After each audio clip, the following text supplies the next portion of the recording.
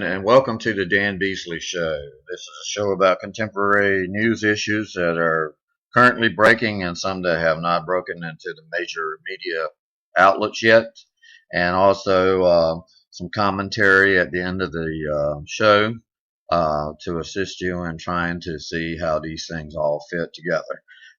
This is Dan Beasley coming to you live from Hartsville, South Carolina. Time is 8:49 a.m. on July the 18th, 2013. It's a Thursday, and we're looking forward to getting into our news items. So let's start by going to our first news item today. Is there's a story coming out of the news about license plate scanners. License plates have long been an issue of identifying people, and placing people at certain locations and with certain people. And they have been cameras installed, on stoplights in some cities to where they can actually take a snapshot of your license plate and send you a ticket if you're speeding or you're going through a red light at an intersection. You're running a red light.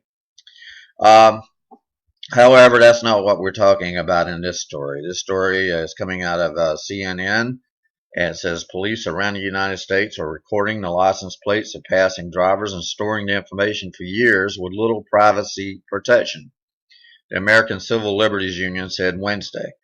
The information potentially allows authorities to track the movements of everyone who drives a car.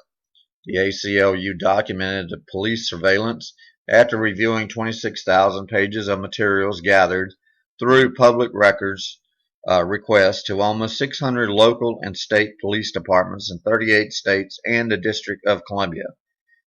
Police are gathering the vehicle information with surveillance technology called automatic license plate readers and is being stored sometimes indefinitely with few or no privacy protections, the ACLU said.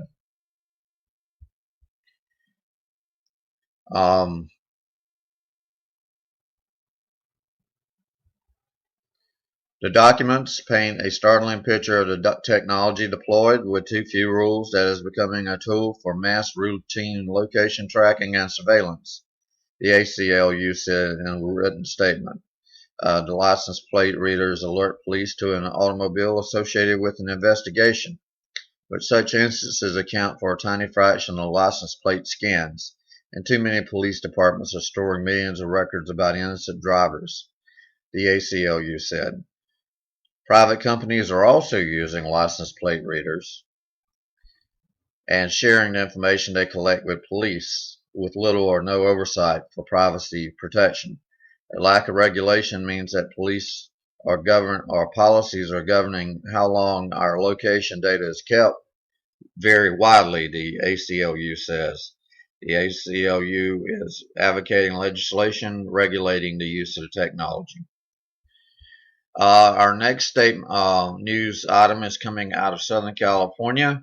Fire is back in the news again. Southern California, not Colorado this time, is experiencing wildfire evacuations. And it says the wildfire evacuations are sending 6,000 people fleeing from their homes. That is quite a number of people.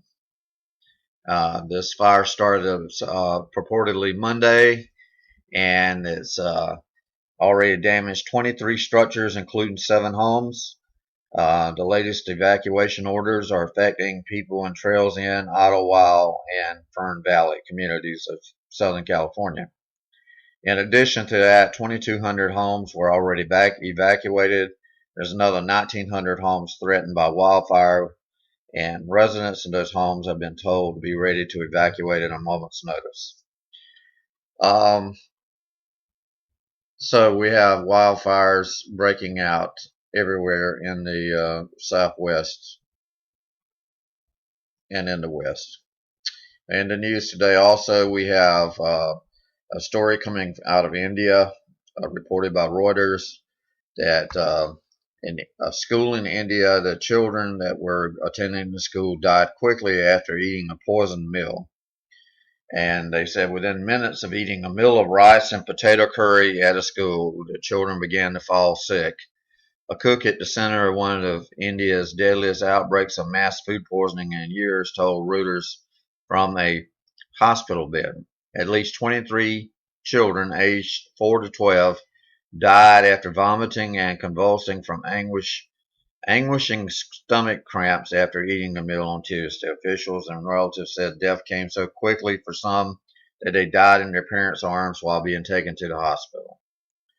Dozens of children were being tested for food poisoning. A local official said 25 children had died, but the total cannot be confirmed. The police are searching Thursday for the headmistress of the school in the Gangaman village of eastern Bihar, one of India's most impoverished states, who has disappeared. The school headmistress has disappeared. The school provided free meals under the midday meal scheme, the world's largest school feeding program involving 120 million children. The federal education minister, M.M. Palam Raju, vowed that action would be taken against those responsible, but did not single anyone out by name. And they're going to be investigating the way the food was prepared, and they're suspecting that the food had been contaminated with insecticide, and they said that the oil may have been stored in an old pesticide container. So anyway, they said the minute the children were brought in, they smelled a foul odor of organophosphorus, which is what a doctor and his team detected, and it seems like it was coming out of their pores. And they said it is used as a pesticide. So anyway, even the cook got sick as well. So I guess we could rule out the cook as being the person that's responsible. But then again, an ongoing investigation is taking place. In the news today also, you think your cars are safe, but they're not. You think only computers can be hacked and phones can be hacked. Well, here's a new one for you. How about your car? There's a $25 gadget that lets hackers seize control of your car, and adds fuel to speculation that General Michael Hastings was killed when his vehicle was commandeered. This was being reported by New Scientist, and it says in the early hours of June 18th, a Mercedes coupe traveling at extremely high speed along LA street smashed into a palm tree. It exploded into flames, killing the driver, and the impact ejected the engine 50 meters clear of the car. Was it an accident or was the car hacked? Allow it to be driven off the road by remote control. The idea might sound crazy, but it's one of Richard Clark, former counterterrorism advisor to the U.S. Security Council. The UN Security Council has raised after the driver was identified as Rolling Stone journalist Michael Hastings. Known for his revealing articles on the U.S. military and its intelligence agencies, Hastings had emailed colleagues today before he died to say that he was going off of the radar for a bit to chase down a big story. What evidence is available publicly is consistent with a car cyber attack, says Clark in a Huffington Post interview. Intelligence agencies, he says, can remotely seize control of a car to make it accelerate wildly and brake suddenly, for instance. So you can now feel even less safe by driving your car because they can be taken over remotely by the intelligence agencies of this country. On another platform, looking at the fallout coming from Trayvon Martin and Zimmerman case, the NRA is blasting Eric Holder for attacking Stand Your Law grounds. Stand Your Ground laws, I'm sorry. National Rifle Association blasted Eric Holder for using the George Zimmerman case to attack the Stand Your Ground laws, accusing the Attorney General of exploiting Trayvon Martin's shooting death for political gain. Holder weighed in on the controversial self-defense laws for the first time on Tuesday during a speech to the annual NAACP convention, calling for a national review of the statutes. Separate and apart from the case that has drawn the national attention, it's time to question laws that senselessly expand the concept of self-defense and sow dangerous conflict in our neighborhoods, Holder says.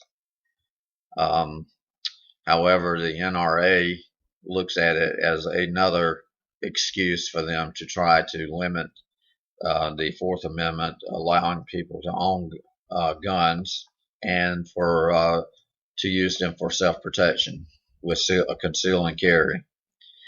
In another news story today, we have a woman that was struck by lightning while shopping inside of a grocery store. The toddler in the metal cart that she was pushing was not injured, and this is being reported by the Huffington Post. A lot of people are shocked when they're in the grocery line, mostly by the high prices. Lakeisha Brooks, however, was shocked by something different, lightning. Brooks, 33, was in the checkout line of a supermarket in Houma, Louisiana, when a flash of lightning hit her as she paid for the groceries. Then she heard a loud crash.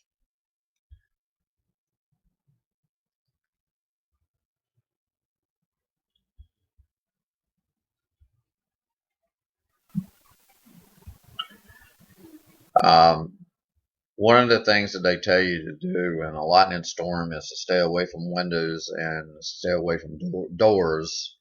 And I guess, she felt safe, being in a supermarket, but anything that's electrical that's plugged into the grid could possibly be a conduit for a lightning strike. And lightning does kill so many people per year in this country. I forgot what the number was. I think it was like 70 something people per year. Um, it's not as common as you might think it is as far as a cause of death is concerned. But anyway, moving on, we're looking at a news story coming out of Africa. It's the Winnipeg Free Press is the source. China is sending infantry troops to Africa. This is all coming down, folks. It's all breaking news coming down. We'll address this in commentary at the end of the show. For the second time in a little over a year, China has infantry on the ground in Africa, reflecting the Chinese military increasingly global presence.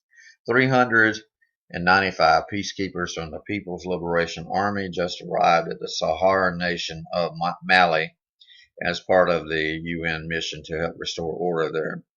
Specifically, Beijing has sent engineering, medical, and guard teams to the Malian capital of Bamako, according to the Chinese Defense Ministry.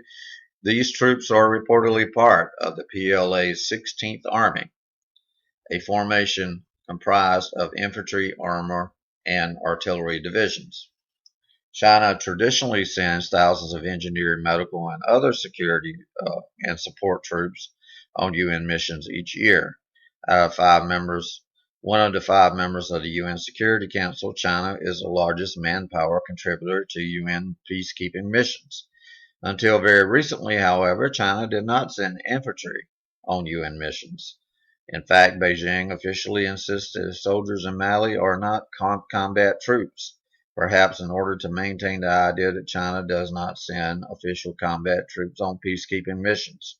The Chinese security force is actually a guard team that will be responsible for the security of the UN mission headquarters and the living areas of the peacekeeping forces.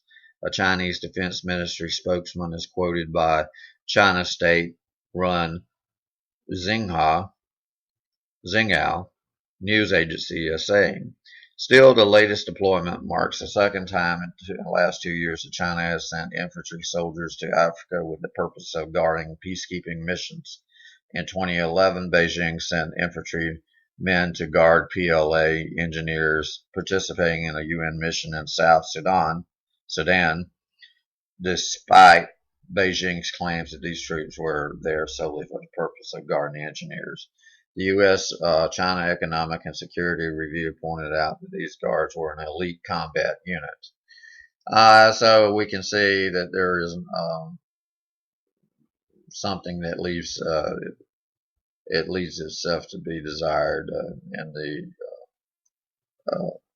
area of being deficient in truth as far as what China is telling the rest of the world the true purpose of these troops are.